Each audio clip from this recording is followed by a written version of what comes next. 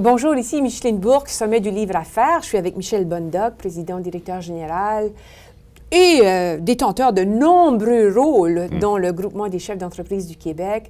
Grand lecteur, il nous présente un troisième ouvrage, un livre marquant pour lui. Puis je pense que, Michel, c'est celui-ci qui a été de tous le plus marquant. D'un point de vue global, oui. Okay. Parce que, en fond, il m'a éclairé personnellement sur vers quoi on s'en va comme humanité. Jacques Attali, Une brève histoire de l'avenir, publié chez Fayard. Michel, parle-nous de ce livre-là qui a été marquant pour toi. Bien, en fait, juste le titre. Oui. Le titre est délicieux. Une brève histoire de l'avenir. Alors, c'est deux choses qui pourraient paraître en opposition. Et ce que fait Attali là-dedans, qui est un penseur, quant à moi, remarquable, c'est de décrire qu'est-ce qui s'en vient dans les 50 prochaines années, mais à partir de les 500 dernières années.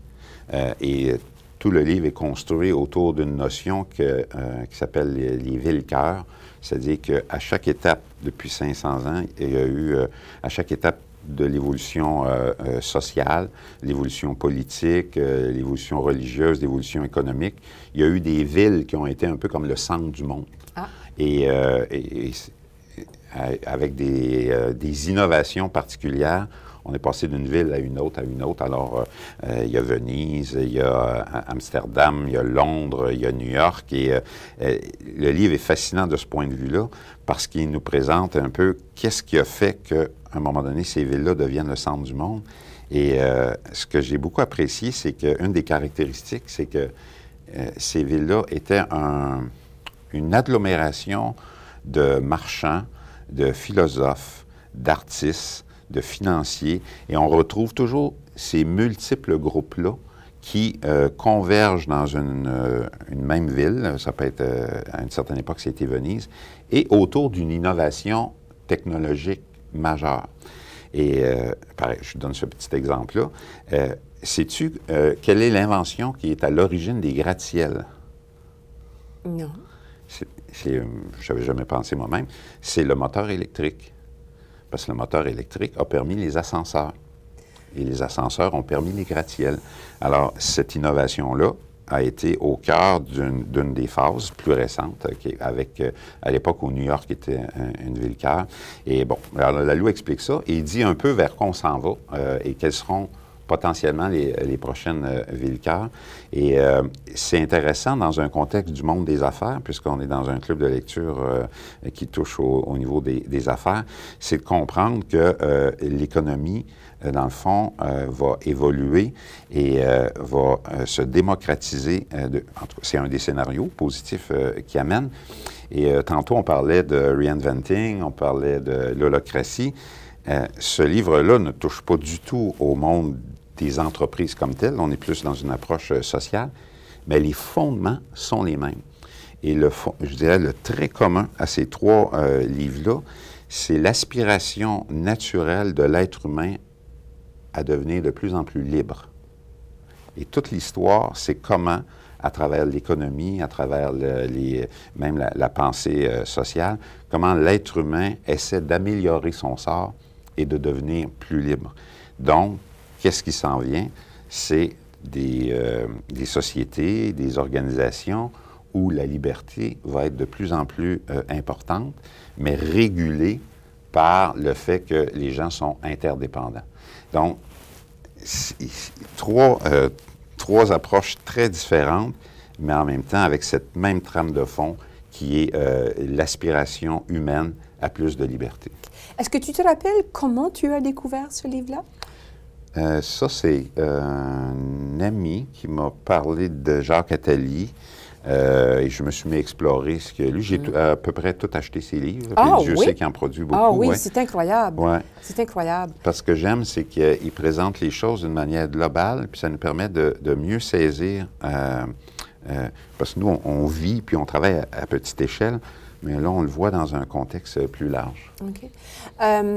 Tu avais marqué des petites choses, des petits points de repère. Est-ce que tu voulais partager certaines des citations ou certains des extraits du livre? Oui, ben dans les 3 scénarios pour le futur, il parle de l'hyper-empire, l'hyper-conflit, puis l'hyper-démocratie. Et dans l'hyper-empire, en fond, ce serait le scénario où les gouvernements deviendraient extrêmement contrôlants et contraignants. L'hyper-conflit, c'est principalement autour des conflits religieux qui pourraient émerger dans le monde. Je sais qu'on on en a aujourd'hui. Et l'hyper-démocratie, qui est le scénario, le scénario positif, qui est où vraiment, le nom le dit, hyper-démocratie, où il y a vraiment une démocratisation qui se fait de l'économie, mais des rapports sociaux aussi. Et dans ça, Attali présente un nouveau modèle d'organisation qu'il appelle l'entreprise relationnelle. Okay. Et l'entreprise relationnelle, elle est vraiment dédiée à amener quelque chose de plus à l'humanité. Ça peut être un produit, ça peut être un service, peu importe, mais dans un contexte où l'entreprise est en relation avec son environnement. Alors, ça va avec ce que je disais tantôt. Même chose à l'intérieur des organisations, mais même chose entre les organisations, entre elles-mêmes, et où, tous ensemble, on construit un savoir, un bien commun pour l'humanité. Puis encore là, c'est de la prospective, mais en même temps, c'est déjà là, parce que le web... Qu'est-ce que le web? C'est la mise en commun d'un savoir et qui est partagé et qui circule entre les personnes, mais aussi éventuellement entre les organisations. Donc, vraiment fascinant pour comprendre le mouvement dans lequel on est inscrit comme individu, comme société, mais aussi comme entreprise. Est-ce que c'est un livre qui est facile à lire? L'écriture est fluide ou est-ce que c'est plutôt... Bien, il ne faut pas le lire après avoir bu quelques verres de vin. OK, c'est bon. Il demande une bonne concentration. Une bonne concentration. Moi, je l'ai relu au moins une dizaine de fois. Ah oui? Et à chaque fois, je comprends mieux certaines choses, mais c'est accessible. C'est accessible, OK. On l'offrirait à qui? Ça, j'offrirais ça évidemment à des entrepreneurs qui veulent comprendre dans quel univers on est, mais à des jeunes. Des jeunes qui sont porteurs d'espoir et qui ont le goût d'un monde meilleur. Il y a des très belles pistes là-dedans pour, entre autres, inventer de nouveaux types d'organisations, de nouveaux métiers qui n'existent pas aujourd'hui, mais qui vont aller dans le sens, justement, d'une valorisation des talents. Je sens aussi chez toi, comme lecteur et comme personne, on ne se connaît pas personnellement, bien sûr, mais le besoin puis moi aussi, je suis comme ça, de savoir où on en est, de dire je suis rendu où par rapport à l'ensemble, par rapport au monde, par rapport à la vie. Ça, c'est un livre de ce type-là qui nous permet de faire une mise au point et dire ah, voici comment le monde évolue, voici comment moi je peux me situer vis-à-vis de ce monde-là. Est-ce que ça, cet effet-là? C'est très juste, oui. Par rapport au passé, puis voir tout ce qui s'est fait avant nous, puis évidemment par rapport au futur. C'est très vrai. Moi, c'est ça que ça a fait. C'est un peu un GPS, ce livre-là. Oui, c'est ça. Dans l'histoire. Ça nous permet de nous donner des repères par rapport à notre vie en général, comme humain. On ne peut pas tout savoir, on ne peut pas tout faire, on ne peut pas tout connaître. Mais la lecture a ce bénéfice-là de nous pouvoir nous aider à nous cadrer puis dire, bien, la vie, c'est ça, je suis là, voici comment ça évolue.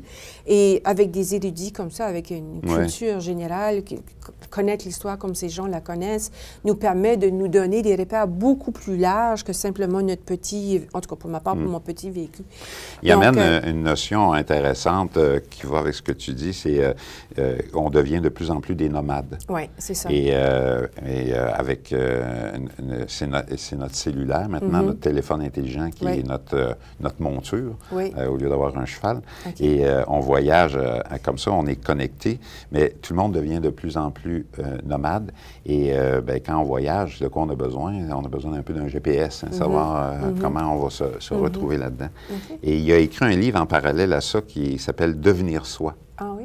Et qui présente les 7 ou 8 façons que l'être humain peut apporter à la société. Et une des façons, c'est être entrepreneur, une autre, c'est être artiste.